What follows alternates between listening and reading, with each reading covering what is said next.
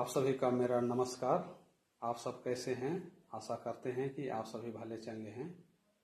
आज मैं आपके साथ एक कहानी लेकर के आया हूं और मुझे पूरा विश्वास है इस कहानी के माध्यम से आप सभी को ढेर आशीष जरूर मिलेगा। एक समय की बात है, एक गांव में सोहन नाम का एक भाई रहता था और वो भाई किसान था और बहुत मेहनती था और जो कुछ करता था वह तन मन के साथ करता था। और एक समय की बात है, उसने अपने खेतों में फसल लगाया और उसी प्रकार गांव वाले भी अपने अपने खेतों में फसल लगाए। लेकिन उस बार बारिश कम होने के कारण खेत सूखने लगा, फसल सूखने लगी और उनके पास जो भी पानी थे, जो तालाब में और कुएं में, उनके माध्यम से अपने सूखे हुए खेतों की सिंचाई की और अंत में कुआं और उनके तालाब भी सूख गए। उनके पास पानी नहीं था कि फिर से फसल में वे लोग पानी डालें।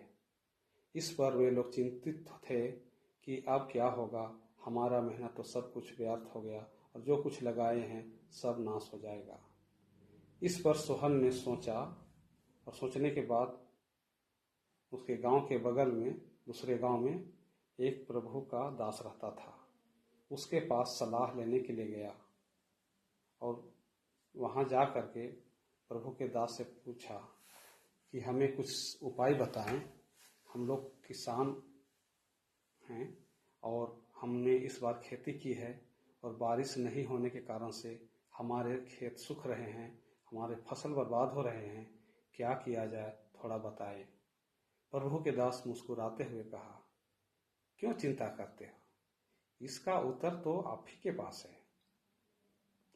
सोहन ने बोला, मुझे समझ में कुछ नहीं आया, मुझे फिर से बताएं क्या उपाय करना चाहिए। प्रभु के दास ने कहा, अपने गांव वापस जाओ और वहां विश्वास के साथ प्रभु से प्रार्थना करो। आपकी प्रार्थना प्रभु सुन लेगा। और उसने अपने गांव लौट आया और लोगों के साथ कहा कि हमारे फसल बच सकते हैं एक उपाय से। लोगों ने पूछा, वह कौन सा उपाय? सोहन ने बताया, आइए हम लोग सब मिल करके प्रार्थना करें। और इस रीति से पूरे गांव के किसान लोग एक जगह जमा हुए और अपना जो जैसा जानता था प्रार्थना करने लगे। वे लोग प्रार्थना काफी घंटे किए लेकिन कुछ भी बारिश नहीं हुआ। इस पर सोहन के मन में कुछ विचार आए और इस पर वह प्रार्थना छोड़ करके अपने घर को चला गया। अपने घर में उनका बेटा था और बेटा से कहा, तुम छतरी लेके आओ, जल्दी लेके आओ, क्योंकि बारिश होने के लिए जा रहा है। उसका बेटा हैरान था, बादल तो दिख ही नहीं रहा है, बारिश कहां से होगी। फिर भी पिता के कहने पर उसने छतरी लेकर के आया और उनके साथ हो लिया और उस स्थान पर गए जहां पर सब लोग प्रार्थना कर रहे थे। लोगों ने देखा कि छतरी लेकर के आया है। तब इस पर लोगों ने सोहन से पूछा, ये क्या है? सोहन ने कहा कि बारिश होने के लिए जा रहा है। अरे तुम्हारा दिमाग खराब है, बादल तो दिख ही नहीं रहा है तो बारिश कहां से होगा?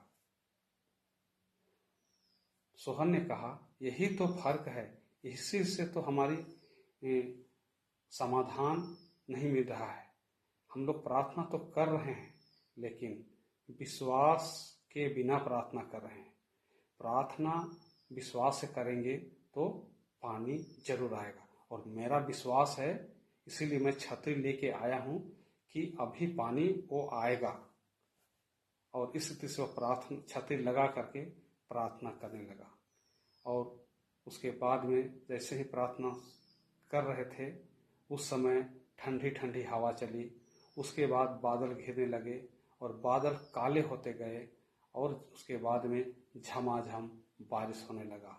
और इस रीति से उनका विश्वास के साथ जो प्रार्थना किया था उसका प्रतिफल तुरंत मिल गया और उनका मेहनत व्यर्थ होने से बच गया। उस वर्ष उनके खेत में बहुत अनाज उपजे, उनका खेत में बहुत सारे फसल उगे और वे लोग बहुत खुश थे। मेरे प्रिय, यीशु ने कहा मरकुस समाचार 11:24 में, इसलिए मैं तुमसे कहता हूँ कि जो कुछ तुम प्रार्थना करके मांगो तो प्रतीति कर लो कि यह तुम्हें मिल गया है और तुम्हारे लिए ये हो जाएगा। और मत्ती समाचार उसकी 21 अध्याय और पद संख्या 22 में लिखा है, और जो कुछ तुम प्रार्थना में विश्वास से मांगोगे वह सब कुछ तुमको मिलेगा। आज हम लोग बहुत बातों के लिए चिंता करते हैं, जो मेहनत करते हैं उस मेहनत व्यर्थ हो जाएगा यह करके डरते हैं। बहुत सारे चिंताएं, बहुत सारे डर, बहुत सारे असमंजस की सामना हम लोग प्रतिदिन करते हैं। इनका कैसे सामना करें? परमेश्वर आज कल युगानुयुग एक सा है, वो कभी बदलता नहीं है। वह संकट के समय में अति शीघ्र से मिलने वाला सहायक है। यदि हम प्रार्थना करें तो अवश्य ही वो हमें उत्तर देगा। लेकिन प्रार्थना हम तो करते हैं, लेकिन कभी कभी उसका उत्तर हमें नहीं मिलता है। इसका क्या कारण है? इसका कारण ये है कि हम लोग विश्वास बिना प्रार्थना करते हैं। इसका कभी भी उत्तर नहीं मिलेगा।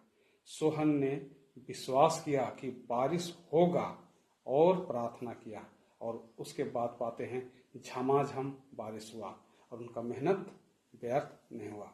आज हमें भी वैसे ही प्रार्थना करना चाहिए। कोई चीज असंभव नहीं है। यीशु ने कहा मांगो तो दिया जाएगा, ढूंढो तो पाओगे, और खटखटाओ तो तुम्हारे लिए दरवाजा खोला जाएगा। अर्थात क्या क्या चीज असंभव है? कुछ भी असंभव नहीं है।